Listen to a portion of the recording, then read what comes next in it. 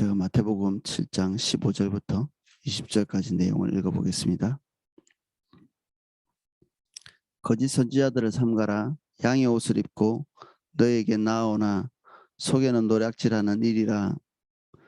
그들의 열매로 그들을 알지니 가시나무에서 포도를 또는 엉겅퀴에서 무화과를 따겠느냐. 이와 같이 좋은 나무마다 아름다운 열매를 맺고 못된 나무가 나쁜 열매를 맺나니 좋은 나무가 나쁜 열매를 맺을 수 없고 못된 나무가 아름다운 열매를 맺을 수 없느니라. 아름다운 열매 맺지 아니하는 나무마다 지켜 불에 던지느니라. 그러므로 그들의 열매로 그들을 알리라. 아멘.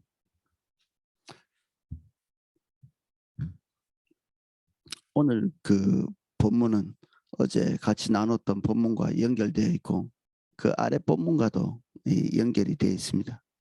그래서 따로 떼놓고 보기 어려운 연장선상 안에 있는 내용입니다. 15절 거짓 선지자들을 삼가라. 양의 옷을 입고 너에게 나오나 속에는 노략질하는 일이라. 정말 무서운 사람들, 그리고 우리의 경각심을 금방 일으키는 표현을 예수님께서 쓰셨죠. 노략하는 일이 혹시 올까 봐 두려운. 우리는 이 거짓 선지자 생각할 때 금방 우리 교회에도 신천지 출입금지라고 이렇게 써놨는데 뭐 금방 그런 종류의 사람들을 떠올리죠. 당연히 그런 종류의 사람들이 여기에 포함되어 있지만 여기에 거짓 선지자는 위의 절과 연결해서 좁은 문으로 들어가게 하지 않고 넓은 문으로 들어가도록 인도하는 그러한 선지자들이라고 볼 수 있습니다. 넓은 문. 인간이 판단하고 인간이 결정하고 우리가 간절히 소망하는 그 길에 설 수 있도록 도와주는 그런 그룹들, 사람들, 지도자들, 이 다 거짓 선지자입니다. 할 수 있으면 넓은 길, 평안의 길, 그것을 찾는데 혈안이 되어 있고 주님께서 가지고 계신 소망, 그리고 하고 싶어 하시는 것, 그 안에 있는 목적, 목표, 이런 것에 주목하지 못하게 하는 그런 메시지를 전달하는 그런 그룹이라고 볼 수 있습니다. 선지자들이 보통 두 그룹으로 나뉩니다. 구약 성경에서 그렇습니다. 왕궁에서 왕의 녹을 먹으면서 선지자 역할을 하는, 그리고 하나님으로부터 직접적으로 어떤 소명을 받아서 때로는 선지자의 그 계보가 아닌데도, 그 제사장 그룹이 아닌데도 예언을 하는 아모스 같은 그런 종류의 사람. 원래는 농부였는데 갑자기 하나님의 소명을 받아서 선지자 노릇을 하는 그런 사람도 있습니다. 성경 안에는 이름이 뚜렷하게 드러난 사람들이 있고 드러나지 않은 사람도 있고, 그래서 선지자는 모든 백성들이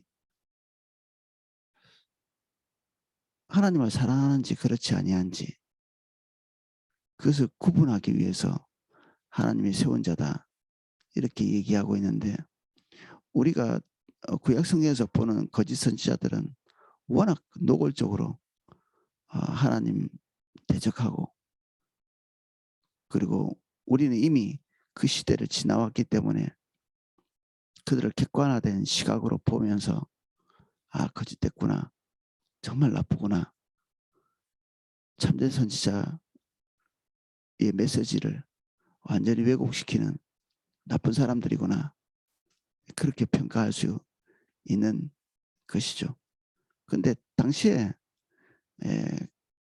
그 사람들 입장에서 서면 정말 왕에게 하나님의 말씀을 전달해서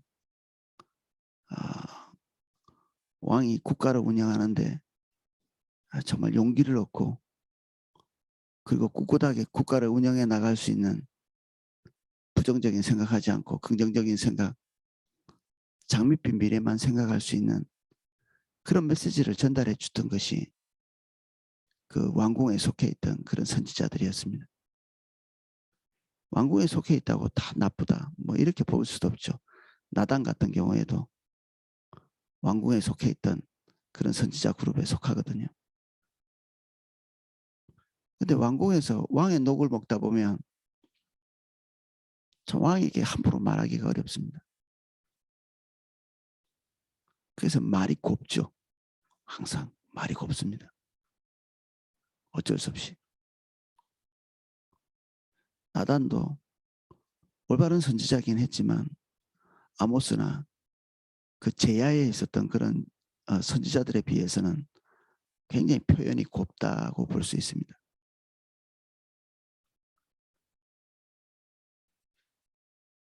할 수 있으면 그 왕의 심기를 건드리지 않고 하나님의 말씀을 전할 수 있다면 뭐 더 알라위였겠죠. 그런 것들이. 나단이 몇 번 그런 위치에 섰던 것 같습니다.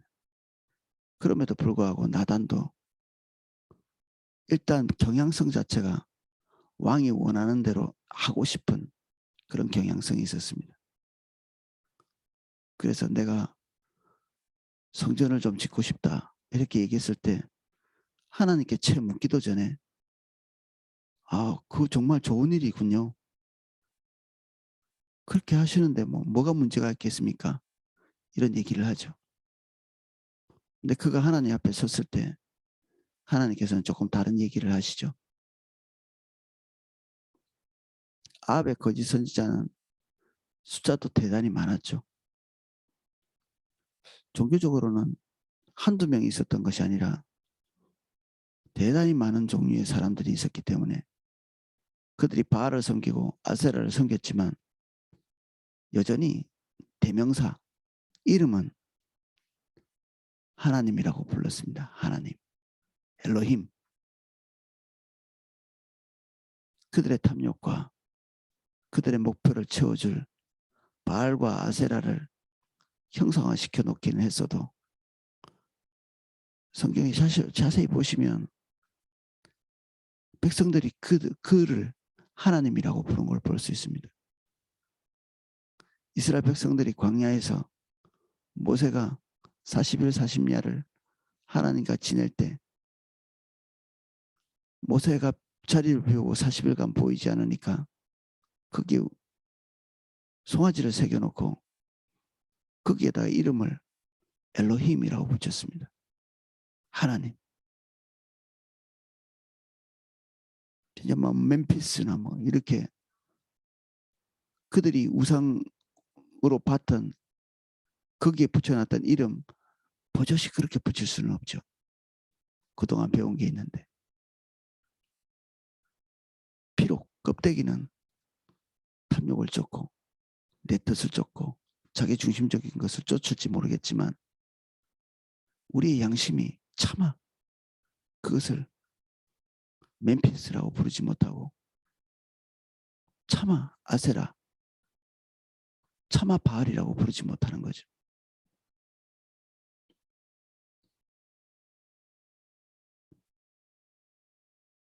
이름을 엘로힘이라고 불렀지만 그들 마음속에서 고백하고 있는 그 신의 정의, 그것이 그들의 하나님입니다.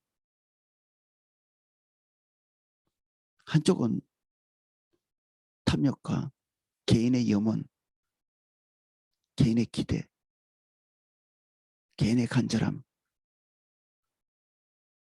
거기서부터 출처된 신이고 나머지는 우리의 육신과 상관없이 홀로 거룩하시고 위대하시고 주권자이신 그 하나님에게서 출처하죠. 우리가 믿는 하나님은 우리의 생각과 다르십니다. 우리가 완전히 다른 객체이기 때문에 그렇습니다. 우리의 경험과 생각으로 오늘 주님의 생각을 알 수가 없습니다. 근데 그분의 신실함 때문에 우리는 매일 그분의 의중, 의도를 알 수 있는 방법이 있습니다. 하나님과의 교제를 통해서 가능하죠. 많은 거짓 선지자들이 백성들에게 받아들여질 만한 메시지들을 전달했습니다. 종교적인 용어를 무수히 지장하면서 때로는 성경적인 근거를 갖다 대면서 그리고 그들의 처지에 대해서 누구보다도 잘 이해하면서 그 말씀을 전했을 것입니다.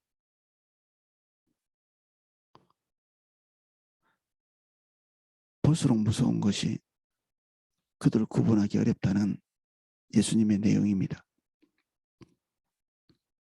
그들을 구분할 수 있는 단 한 가지 방법은 16절에 말씀하고 있는 것입니다. 그들의 열매로 그들을 알지니 가시나무에서 포도를 또는 엉겅퀴에서 무화과를 따겠느냐.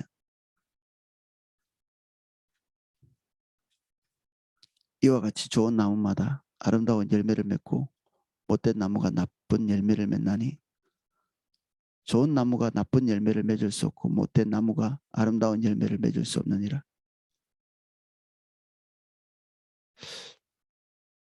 아, 나쁜 열매를 맺는구나, 선지자는. 거짓 선지자들은. 근데 우리가 또 혼돈하는 것이 뭐가 좋은 열매지? 뭐가 나쁜 열매입니까? 아이고, 그 말대로 했더니 되는 일도 하나도 없고 경제적으로는 어렵고 마음만 힘들고 열매가 안 좋아. 이게 나쁜 열매입니까? 좋은 열매는 어려운 거 다 타게 했어. 모든 어려운 문제들 다 해결됐어. 이게 좋은 열매인가요?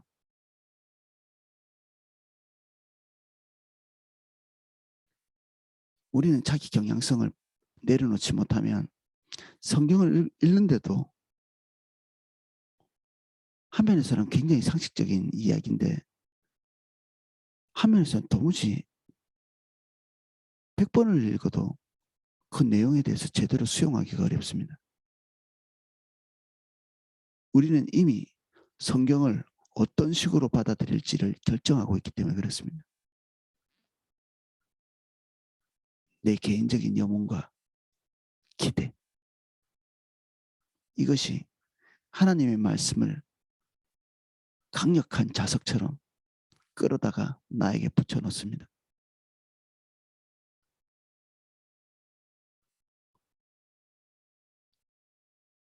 선지자 중에 한 명은 그런 표현을 씁니다. 내가 인내하고 하나님의 백성들을 참고 있었다니까 그들을 당장에도 심판해야 되는 어두운 상황 가운데 있는데도 하나님께서 참고 계시니까 그들이 마치 나를 자기 같은 줄 알았다.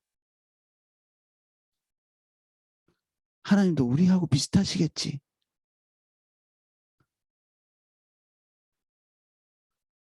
하나님의 인내, 하나님의 관용이 하나님에 대한 왜곡된 시선을 만들도록 하는 요인이 되는 것이죠. 우리가 이런 소원을 가지고 있는데 하나님이 무시하시겠어? 당연히 이런 방향으로 말씀하시겠지. 그래서 거짓 선지자와 자기 뜻을 따라 가는 사람은 일치단결하게 하는 경향이 있습니다. 아무도 올바른 길을 가고자 하는데 주님 뜻을 따라서 가고 싶은데 거짓 선지자 때문에 회방을 당해서 엉뚱한 길로 가는 경우는 없습니다. 그런 경우는 제로입니다. 그럴 가능성이 없습니다.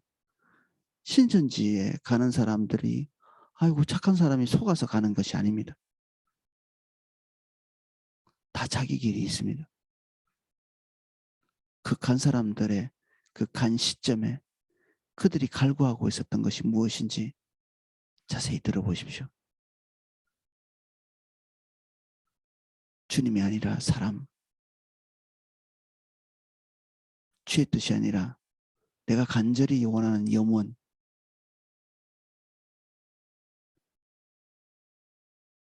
지금 비록 어려울지 모르지만 장차 모든 사람들을 위해 우뚝 설 거라는 그 헛된 희망,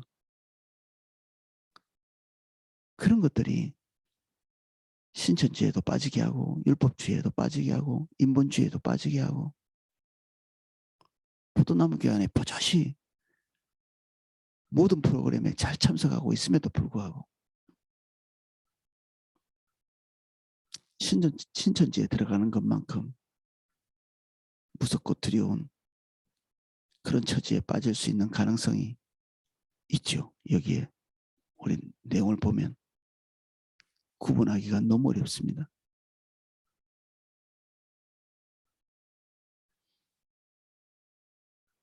이 열매는 주의 뜻이 이루어지는 것이 열매입니다.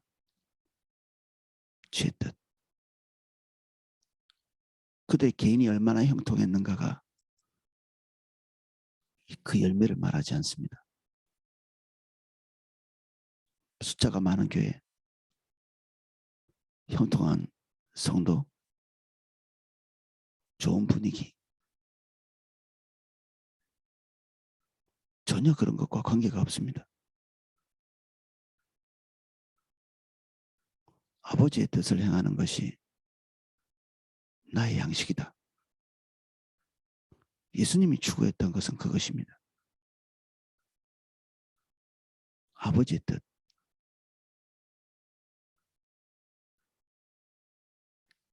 예수님께서 맺은 열매는 12제자도 아니고 500여 형제들도 아니고 그 전했던 메시지도 아니고 아버지의 뜻이었습니다.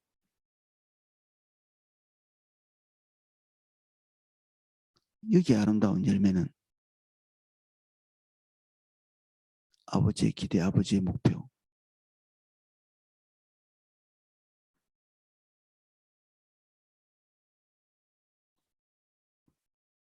그분의 뜻이 이 땅에 이루어지는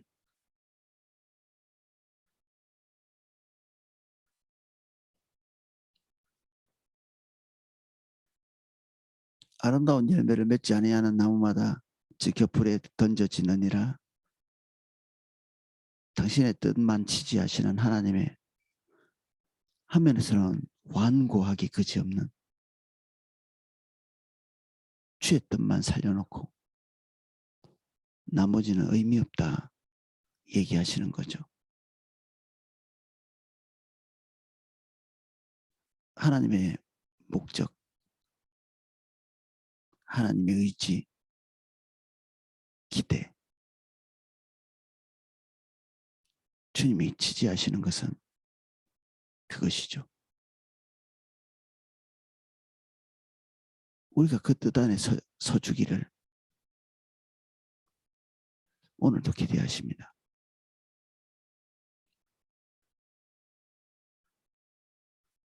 결국 결과가 어떻게 될지 뻔함에도 불구하고 사람들이 부정적으로 예측할 만한 그런 자리에서도 주의 뜻이 너무나 명백하게 우리에게 말씀하고 있기 때문에 우리 앞길이 좋지 않을 것이 뻔히 예측이 되는데 그것을 선택하는 것이죠.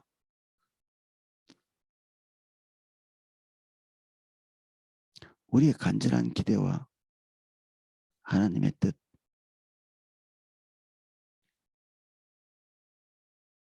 그러한 것이 항상 같은 노선에 있지는 않다.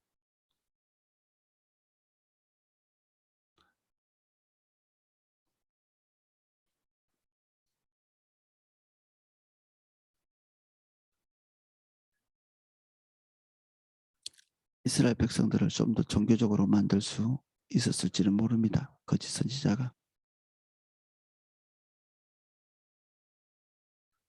결국 주님께 다바크되어서 다른 모든 것들보다 주님의 입에서 떨어지는 그 말씀이 오늘 우리의 삶을 통해서 관철되기는 것을 가장 즐거워하는 그 하나님의 참된 백성,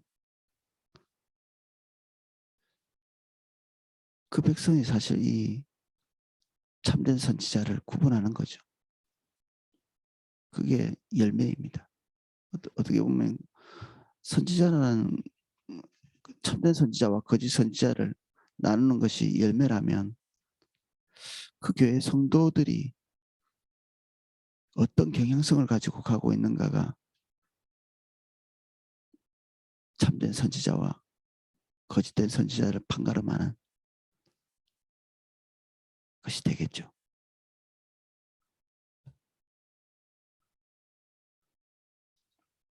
그래서 때로는 공포에 가까운 두려움을 느끼기도 합니다.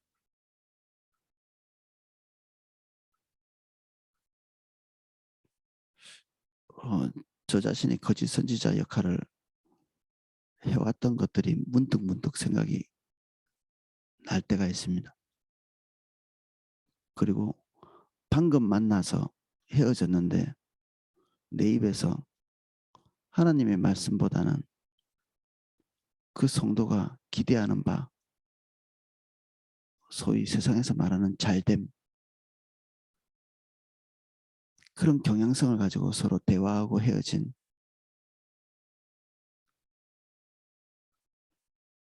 특별히 저와 더 우호적인 관계를 가지고 더 친하고, 근데 거기까지면 되는데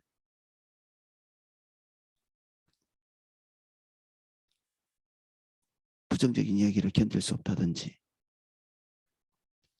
자기의 뜻이 너무나 확고하다든지, 그래서 도저히 다른 이야기를 하기 어려운 그런 경우, 거기다가 목회자와 좋은 관계도 가지고 있으면 더욱 위험하죠.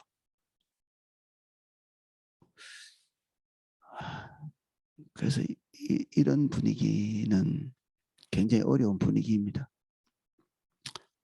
목회자에게 잘하는 것이 하나님의 마음을 사는 것이라고 생각하시면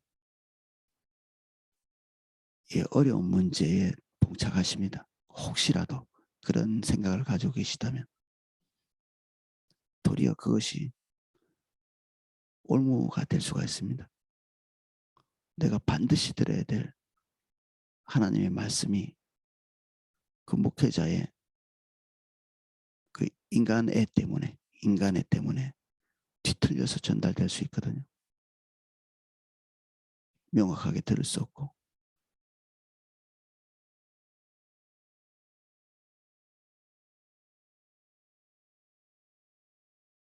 그렇다고 뭐 항상 저하고 대치되고 뭐 싸우고 이럴 필요는 없겠죠. 항상 뭐든지 출발이 각자의 개인에 있는 중심에서 출발합니다. 거기에서 저와 여러분이 하나님 앞에 판가름 나는 주의 심판이 항상 우리 중심에서 납니다. 근원이 거기에 있고 우리가 무서워하는 신천지, 진짜 무서워해야 될 것은 신천지가 아니라 우리 속에 있는 개인의 염원입니다.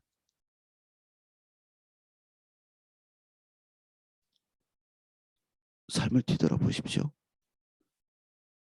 우리가 언제 주님 떠났고 오늘 우리가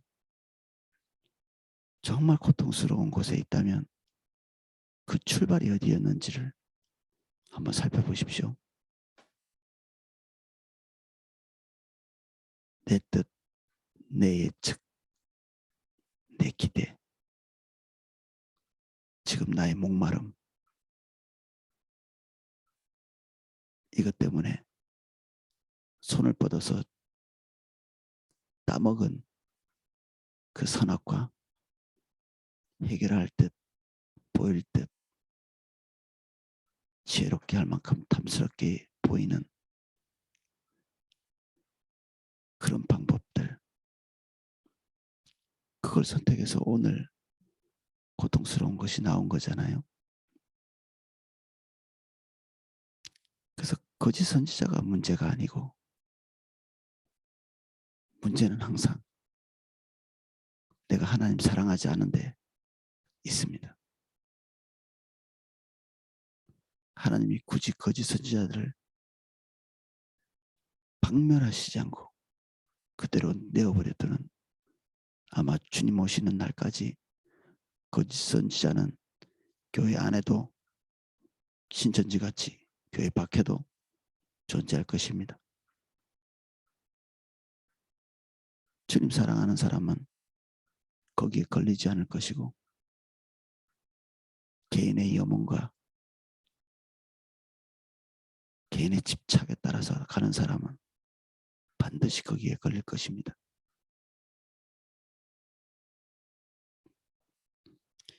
오늘은 여기까지 살펴보겠습니다. 기도하겠습니다.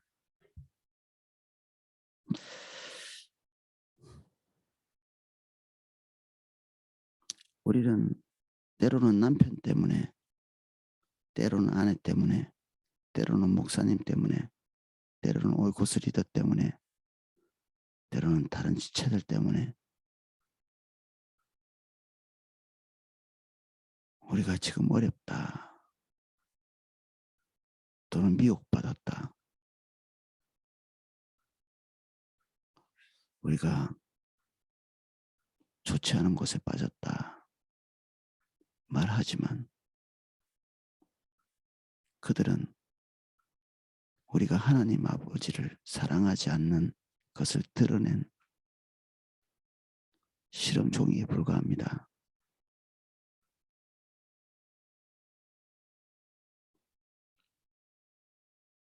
그들이 우리를 유혹해서 우리가 미끄러졌다면 그것은 그들의 악함을 말할 뿐 아니라 내가 하나님을 사랑하지 않는 것이 빛 가운데 드러난 것입니다.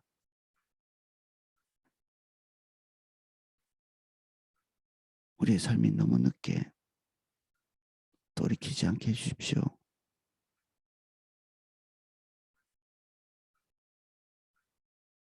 주님 사랑하는 자리에서 이탈되어 있다면 너무 늦어지지 않도록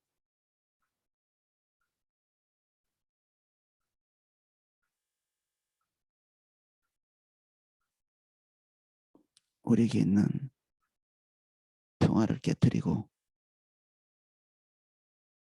우리 안정감을 다시 주님께 둘 수 있도록 우리의 환경의 형통에 매여 있지 않도록 아버지 이 시간 저희들을 만나주시고 저희를 대면해 주십시오.